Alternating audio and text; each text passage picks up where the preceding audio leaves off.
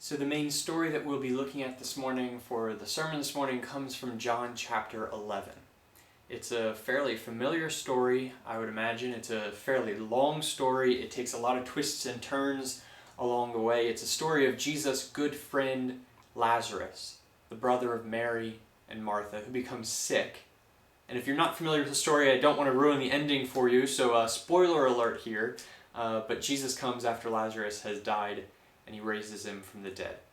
So again, I'm assuming it's a fairly familiar story for many of you, and so I'm going to be zeroing in on certain parts of that story. So I'm going to be reading, I'm going to be skipping over some verses in the story and picking out certain verses to read to focus us in on certain parts of it. But if you're not very familiar with the story, or even if you are, I'd encourage you later on to take the time to go read all of John chapter 11 to see the greater context of it. But it's just for the sake of time that I'm going to be reading only from certain verses. Also, I'm going to be reading from the New Living Translation. It's a translation I don't normally use to preach from, but there is a very specific reason as to why I'm using that translation, which will become obvious later on through the course of the sermon. So again, I'm going to be reading from John chapter 11, verses 17, 20 through 23, 32 through 38, and 43 and 44. I'd encourage you to not try actually to read along, to pull out your Bible and read along, but instead just to listen to the story, maybe even close your eyes, and really try to imagine the context, imagine the emotions of what everybody in the story is experiencing, the bystanders standing by watching Jesus, his disciples, Mary and Martha. Imagine what it would have been like to be there and experience this as it was unfolding. When Jesus arrived at Bethany, he was told that Lazarus had already been in his grave for 4 days. When Martha got word that Jesus was coming, she went to meet him, but Mary stayed in the house. Martha said to Jesus, "Lord, if only you had been here, my brother would not have died. But even now I know that God will give you whatever you ask."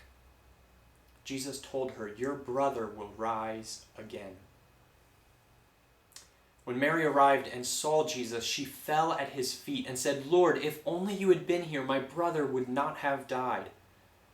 When Jesus saw her weeping and saw the other people wailing with her, a deep anger welled up within him, and he was deeply troubled. "Where have you put him?" he asked them. They told him, "Lord, come and see." Then Jesus wept. The people who were standing nearby said, "See how much he loved him." But some said, "This man healed a blind man. Couldn't he have kept Lazarus from dying?" Jesus was still angry as he arrived at the tomb, a cave with a stone rolled across its entrance. Then Jesus shouted, "Lazarus, come out!" And the dead man came out, his hands and feet bound in grave clothes, his face wrapped in a headcloth. Jesus told them, "Unwrap him and let him go."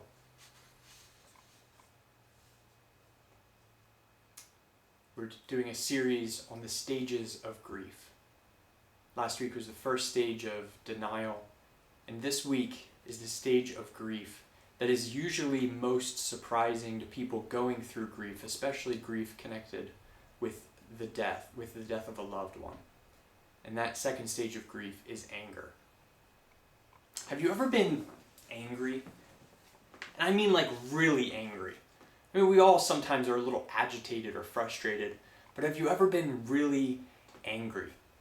I used to commute to Westchester for college from the Quakertown area, and so I would actually go on 100 every day. And there was one day I was driving up from 100, and when you're driving the same traffic pattern every day for months on end, 2 years that I did, you sometimes will start to see some of the same cars over and over. And it was amazing to me, sometimes people that kind of agitation would build from day to day, and I saw some interesting experiences of road rage. But there was this one day coming up 100, there were this pickup truck and a car that had just kind of been at each other. Every time we'd hit a 2-lane spot, one would be zipping past the other. And they had been with each other for quite some time, and I was somewhere back further behind them. But when we came up where 100 and I think it's 23 join in, you go up a hill. It's 2 lanes in the right hand side. It's a 4-lane road, but 2 lanes on the right hand side. And so these cars, it's a car and a pickup truck, are side by side going up there.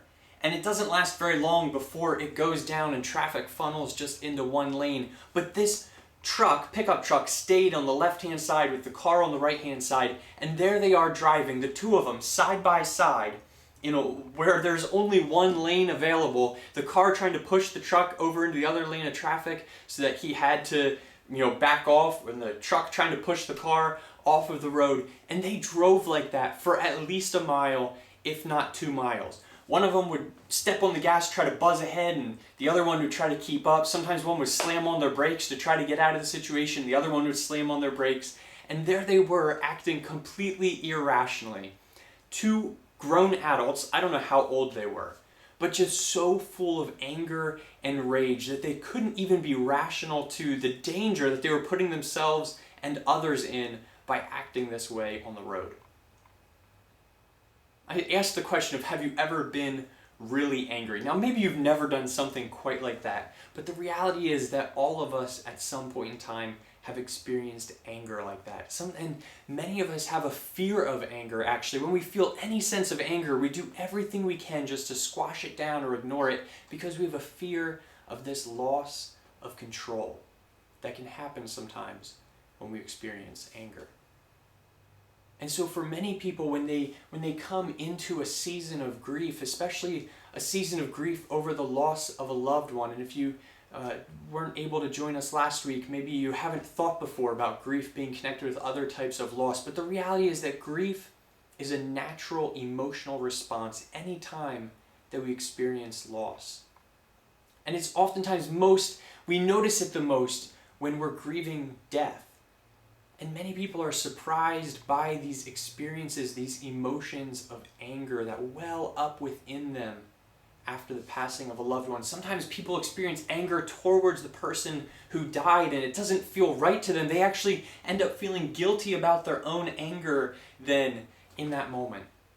Sometimes people feel angry towards themselves, angry that they weren't able to be there in the person's last moments, angry that they didn't do more to try to care for the person, or maybe make it so that the person could have lived a little bit longer, angry at the doctors, angry at God.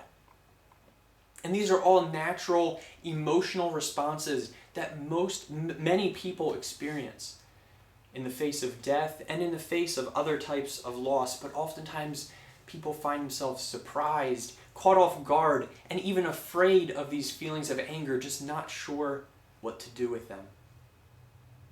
In the season of grief, the sense of anger that we have it can kind of be caught in this phrase of whose fault is it? We want to find somebody and we want to make it their fault. But as I've thought about it this week, and I'll admit that I've had my own struggles with anger throughout my own lifetime, and my way of dealing with it is I tend to just try to minimize my own anger or ignore it, and I tend to be afraid too of my own emotions of anger. And so I've wrestled with, how does this anger fit in with grieving, with seasons of grief? What do we do with it? And my mind has turned over and over this week to thinking about just how natural anger is in the face of loss.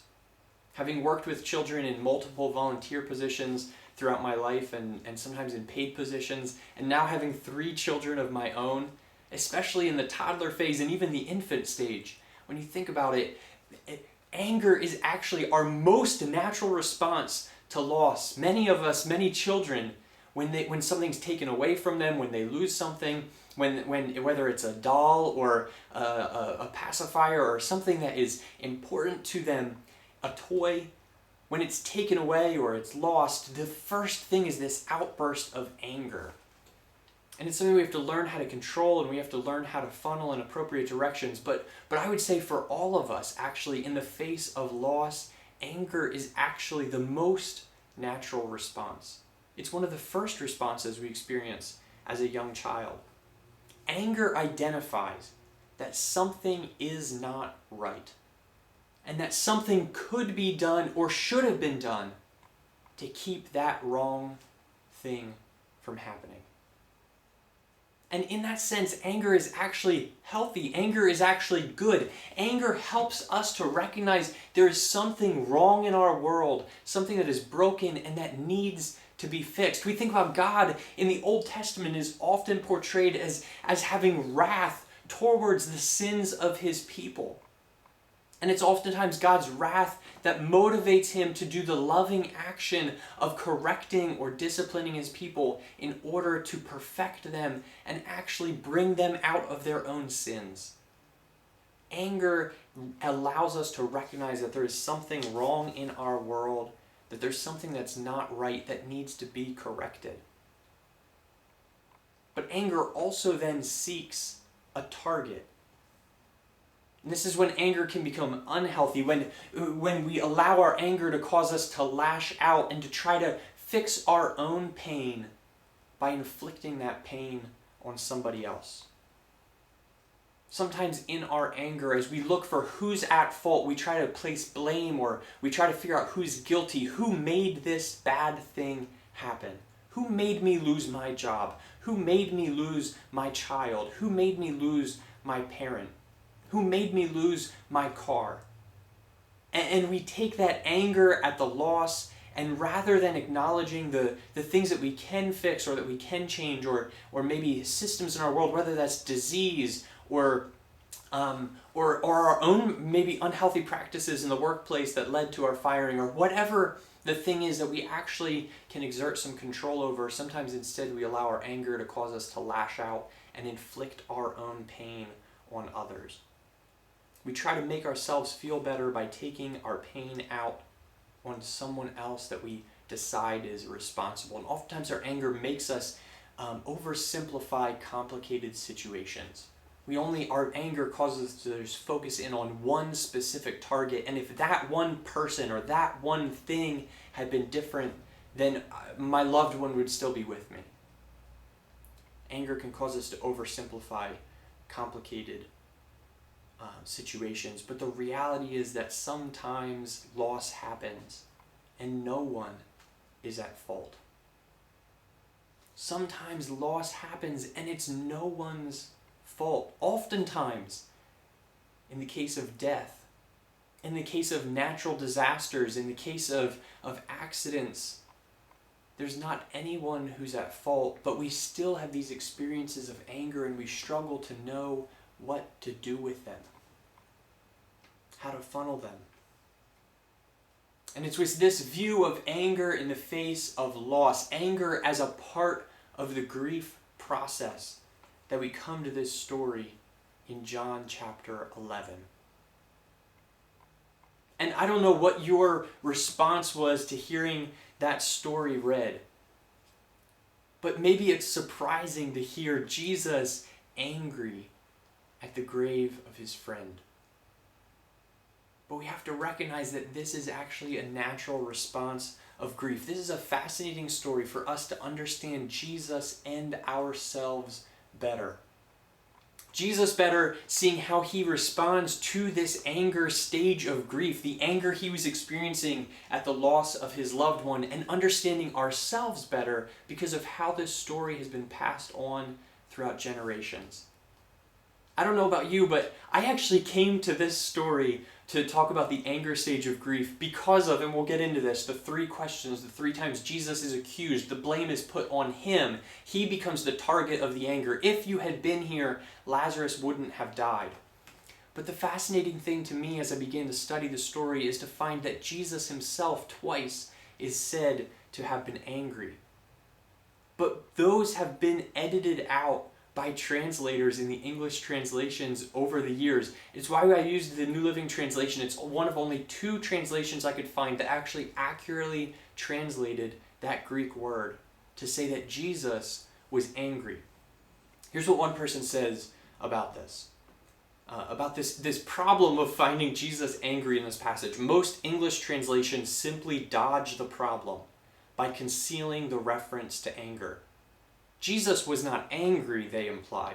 He just felt moved in spirit and troubled, or deeply disturbed in spirit and deeply moved. Those are two translations you'll probably find if you turn to the NIV or the ESV or many of these other translations that we use. Either that he was moved in spirit and troubled, or deeply disturbed in spirit and deeply moved. But most commentators acknowledge, most people who have actually studied the Greek language and studied the book of John and studied this passage in particular, will recognize and say that Jesus is indeed said to have been angry, both here and in verse 38. Twice in this passage, Jesus is said to have been angry. What does it say about us as English-speaking people, and specifically as Americans, is how many of these translations have been done by Americans? What does it say about us and our relationship to anger, that when the text clearly states that Jesus was angry, we have such a hard time dealing with that we simply have edited it out and said he was deeply moved? And I know for me personally, many times reading these passages before doing this study, I assumed it meant he was moved with sadness. And he was. We find Jesus weeping. But I never would have imagined that what it actually is saying is that Jesus was moved with anger. This passage tells us, among other things, that it is okay for us to feel anger in the face of grief. The question is, what will we do with that anger? But Jesus isn't the only one in this passage that's angry. We find Jesus twice being said to be angry, and it's in reference to this question of who is at fault for Lazarus' death, which is what this stage of grief is all about. When we experience loss and the pain that comes from that loss, a natural emotional response is anger that seeks a target. And we find ourselves saying, who is at fault? We want to find somebody to blame, and we want to find somebody to project that anger onto and make it their fault and be angry at them. And if we can just take care of them or that thing, then the loss never would have happened, is what we tell ourselves in our head. And so we find that everyone, when they encounter Jesus in this story, that's exactly what they do.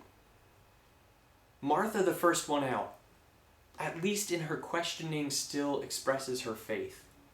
She says, "Lord, if only you had been here, my brother would not have died, but even now I know that God will give you whatever you ask." She assigns the blame rightly to Jesus. He could have done something different if he had been there. But she still expresses the faith. But it's when Mary comes out and she doesn't have any expression of faith. She simply says, "Lord, if only you had been here, my brother would not have died." And Jesus, seeing her weeping at his feet and listening to the others weeping around her and taking that accusation to heart, we find that in Jesus wells up this sense of anger. A deep anger welled up within him, and he was deeply troubled. And then we find this accusation lobbed at him, not a second time, actually a third time.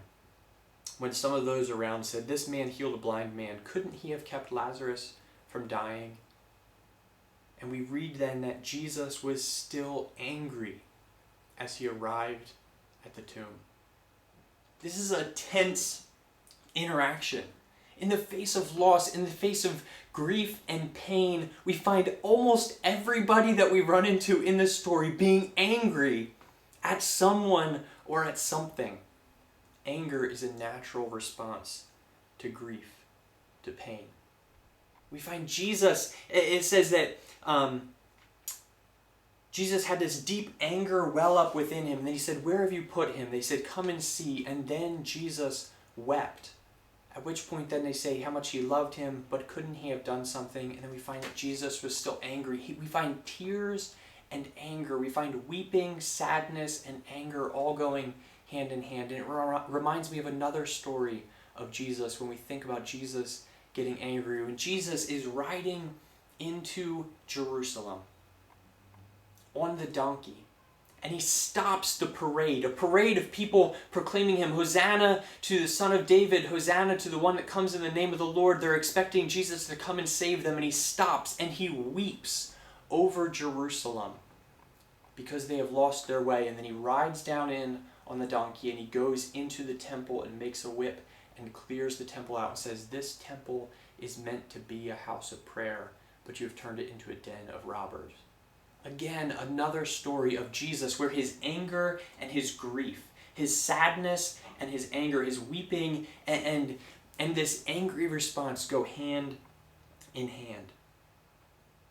And so culturally, we have a negative view towards anger, but what we find as we look at the life of Jesus is that anger in and of itself is not wrong. Anger in and of itself is not bad. We read in Hebrews that Jesus was tempted in every way, but never sinned. And so we know that his response in the temple in Jerusalem and his response here at the tomb of Lazarus, neither one of them is sin. They actually are an example for us of how we can respond in the midst of our anger. The question with our anger is, what will we do about it?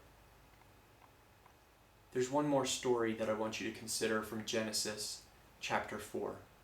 Another story of anger, the first story of anger in the Bible that shows us how we ought not to respond when we become angry. Now Abel kept flocks and Cain worked the soil. In the course of time, Cain brought some of the fruits of the soil as an offering to the Lord. And Abel also brought an offering, fat portions from some of the firstborn of his flock. The Lord looked with favor on Abel and his offering, but on Cain and his offering he did not look with favor. There was a loss. There's a grief that comes from this loss. Cain's offering has not been accepted. He has lost something that his brother had, and so his response to that, we find that so Cain was very angry, and his face was downcast. Then the Lord said to Cain, "Why are you angry? Why is your face downcast?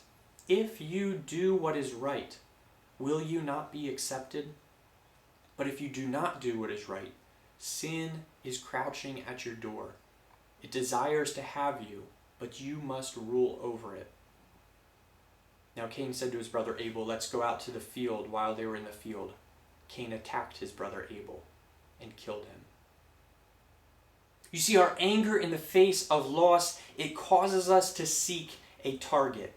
God encouraged Cain to funnel the energy of his anger towards his own sin, to make a positive change in his life that would have had a positive impact on the world around him, and would have kept this first murder from happening. God says, if you do what is right, won't you be accepted? Sin is crouching at your door. But instead, Cain focused his anger on his brother, driving him to murder. It was not wrong for Cain to be angry. The question is, what would Cain do with his anger? And so we have these two stories sitting side by side. Cain, who in his anger at the loss of God's favor was driven to murder. And Jesus, who in his anger at the loss of his good friend Lazarus to death was driven to resurrection. Cain's anger leading to death, and Jesus' anger leading to life. Jesus used his anger to motivate him further towards his mission of bringing about God's kingdom in the world.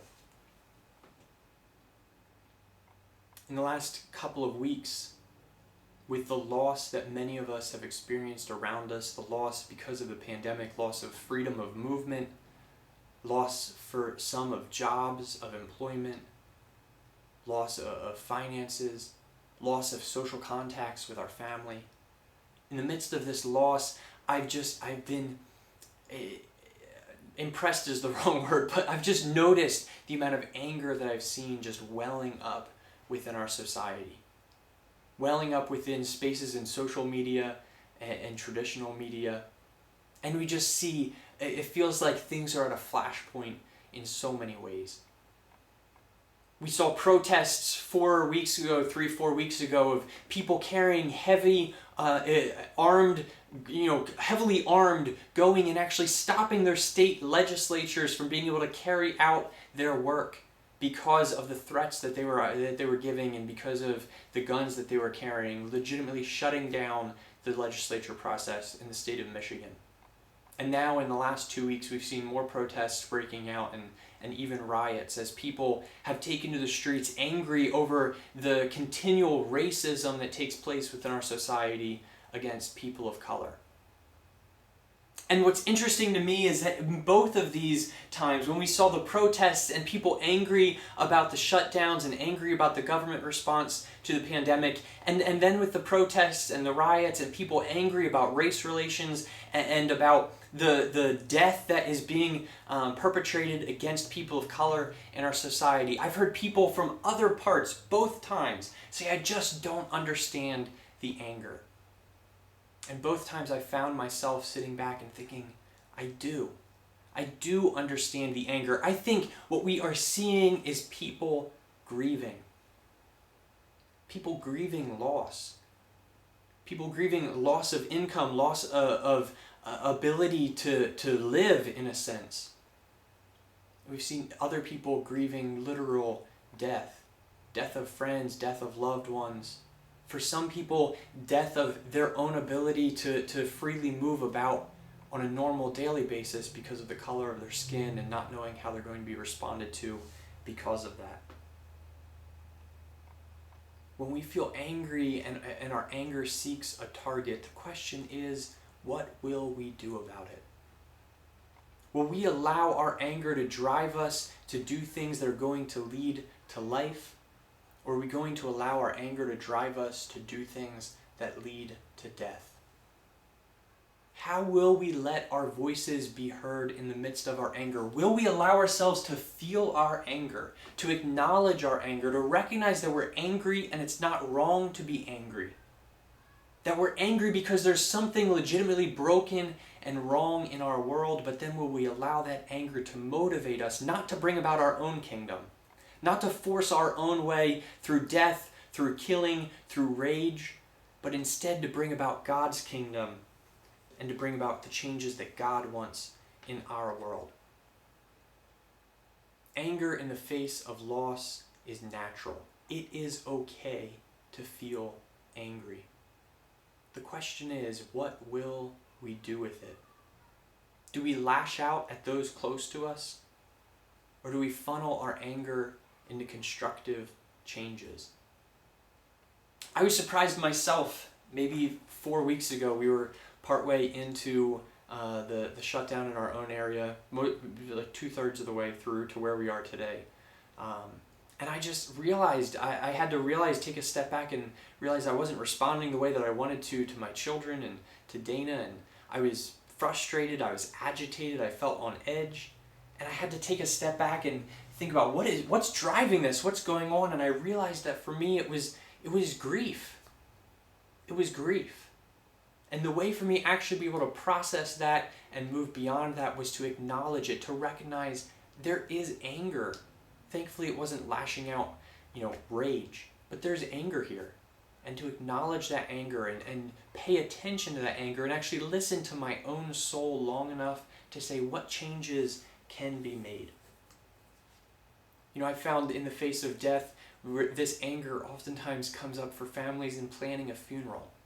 And people that normally are able to get along and they normally work together fine, and suddenly they just can't see eye to eye.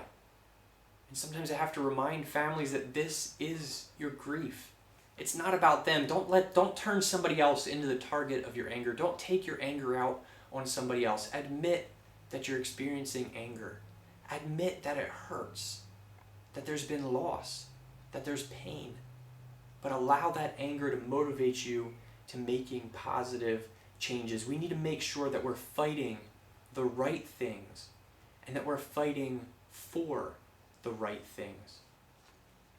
As I think about some of the anger we see culturally right now, I think about the pain of our black brothers and sisters that were brought here 400 years ago as slaves, that were ripped away from their families, that were forced to lose any memory. They were not allowed to speak their languages of where they came from. They weren't allowed to keep any contacts. And sometimes we actually have bought into this narrative that these people that came on slave ships were just like animals and there was no memory. People knew where they came from. They knew who they were connected to, and they were legitimately forced to forget that. They were not allowed to make contacts with others who had come to the States as well and were on other slave plantations.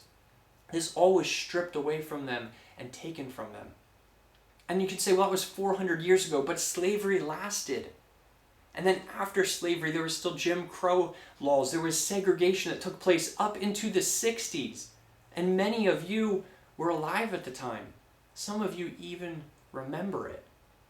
And it's easy for us as white people to say, well, that's history. It's past us. It's beyond us. But that generations of trauma and of grief is still there. And we need to be willing to give space for our black brothers and sisters to express their pain, to express their loss, to express their anger. We need to be willing to listen and to understand and not try to automatically police their anger and say, well, it's okay to have pain, but you shouldn't be angry about it.